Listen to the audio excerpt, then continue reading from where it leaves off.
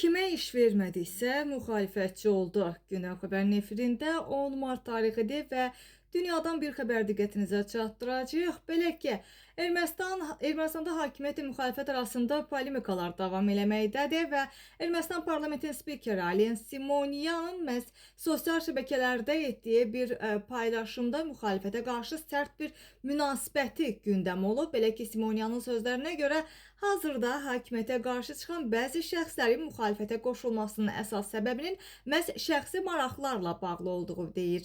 Simonyan, iş vermədiklərimiz müxalifətçi oldu, işdən çıxardıqlarımız müxalifətçi oldu.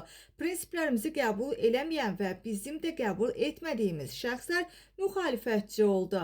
Qanunu pozduqlarına görə barələrində cinayət işi açılanlar da müxalifətçi oldular deyə Simonyan qeyd edib.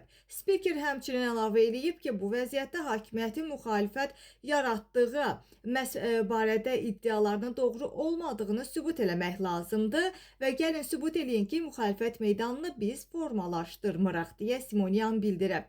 Onun bu açıqlaması Ermənistanın daxili siyasi mühitində də sözün əsl mənasında rezonans doğurub və böyük müzakirələrə səbəb olub.